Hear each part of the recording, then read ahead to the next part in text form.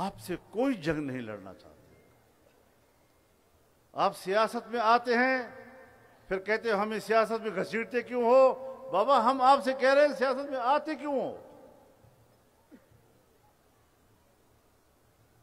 زبان سے بات نہیں بنتی، عمل اور کردار سے ایک تاثر بنتا ہے. اگر آپ نے اس تاثر کو توڑنا ہے تو اپنے کردار اور عمل کو تبدیل کرنا ہوگا، اس میں انقلابی تبدیلی لانی ہوگی. خیر خیریت ہو جائے گی. آپ ہماری فوج، آپ ہماری اسٹیبلشمنٹ، آپ ہماری بیوروکریسی سر آنکھوں پر، یہ پاکستان کے ناگزیر ادارے ہیں،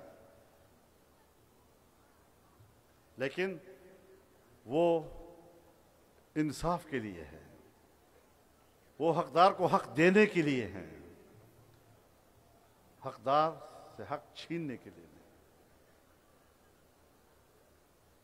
تمام علماء کرام، تمام مکاتب فکر، جمعیت علماء اسلام، وفاق المدارس العربیہ، یہ سب اس بات پر متفق ہیں کہ پاکستان میں ایک پرامن نظام ہونا چاہیے.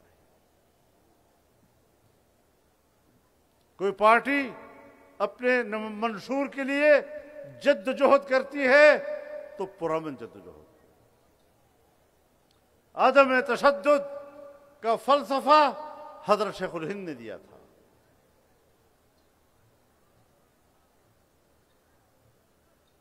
آج ہم ہی ہیں کہ جو اپنے حضرت شیخ الہند کے فلسفے کا انکار کر رہے ہیں. آج ہم ہی ہیں کہ حضرت شیخ الاسلام مولانا حسین احمد مدنی، حضرت مفتی اعظم ہند مفتی کفایت اللہ، اور اس کے بعد کے سارا سلسلہ جو پاکستان کے جمہوری نظام سے یا اس سے قبل ہندوستان کے جمہوری نظام سے وابستہ تھا، ان پر فتوے صادر کر رہے ہیں ہم لوگ. یاد رکھیں، آج آپ نے جو پگڑی پہنی ہے اور جو لباس میں آپ بیٹھے ہیں، اس کو بھی سند چاہیے. بغیر سند کے آپ آگے نہیں بڑھ سکتے. سیاست بھی اس میں ہماری ایک سند ہے.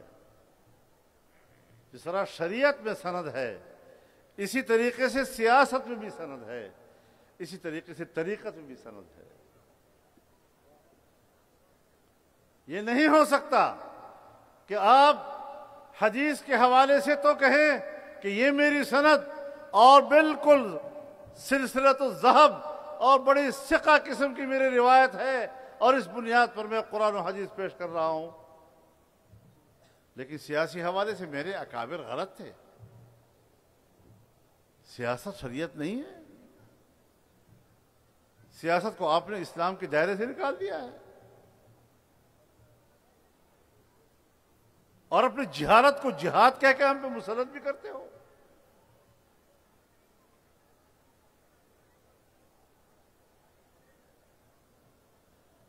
سیاست انبیاء کا وظیفہ ہے.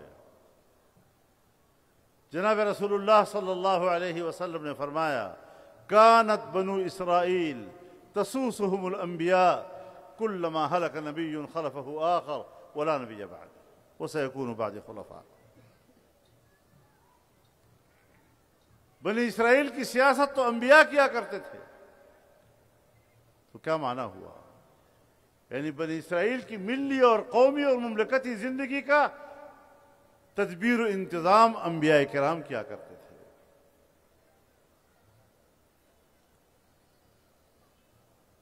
سیاست القیام بالشیء بما یصلحہ، کسی چیز کا اس طرح وجود پذیر ہونا جو اصلاح کا ذریعہ بنے. اور ہمارے اکابر نے سیاست کو فروغ دیا ہے.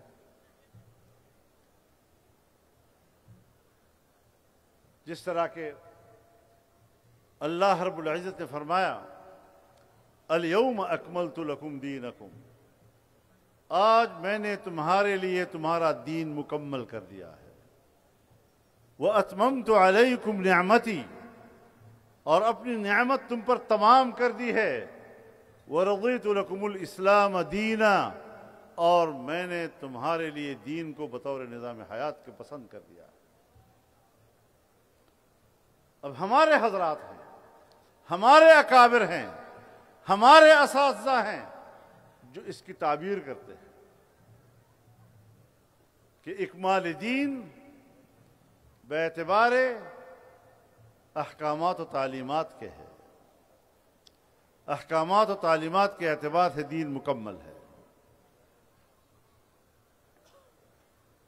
وَأَتْمَمْتُ عَلَيْكُمْ نِعْمَتِي، اور اتمام نعمت اس کامل اور مکمل دین کے اقتدار کا نام ہے۔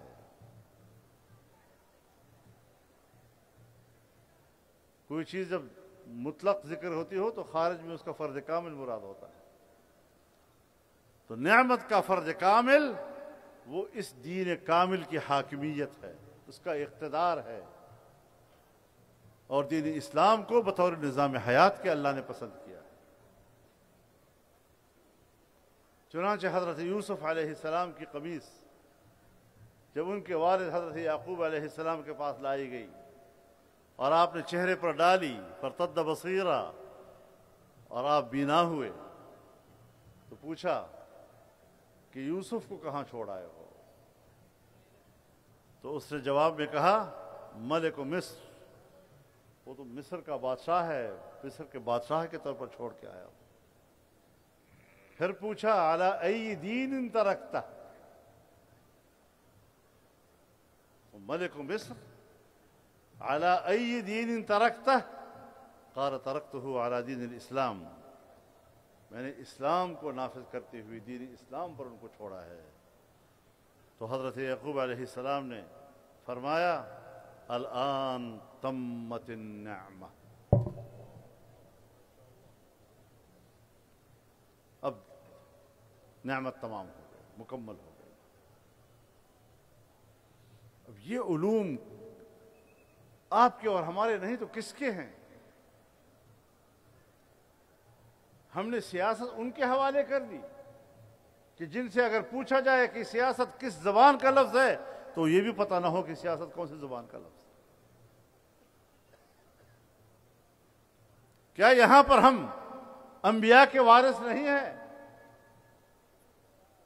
العلماء ورثۃ الانبیاء، ان الانبیاء لم یورثوا دینارا ولا درہما بل ورثوا العلم۔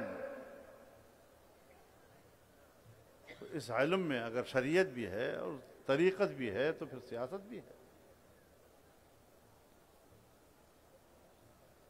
باہم متلازم ہیں، ایک دوسرے سے جدا نہیں ہو سکتے۔ تو ہمیں اپنے اکابرین کی طرز عمل کو اپنانا ہوگا، اور یاد رکھو ہمارے اکابرین نے ہمیں کیا دیا ہے؟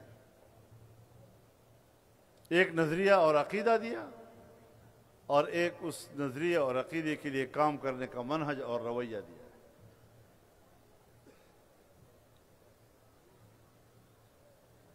اس اعتبار سے جمعیت علماء کو سمجھو، اس اعتبار سے وفاق المدارس کو سمجھو، مدارس کی تاریخ کو سمجھو، مدارس کے وجود کو سمجھو، اس کی ضرورت کو سمجھو۔ یہی چیزیں آج کے اس اجتماع کا موضوع ہیں، اور میں نے جو اپنی گفتگو کی، یقیناً میں شاید اپنی کم علمی کی وجہ سے اس کا حق ادا نہیں کر سکوں گا، لیکن آنکھیں بند کر کے اپنے اکابر پر اعتماد کروں گا۔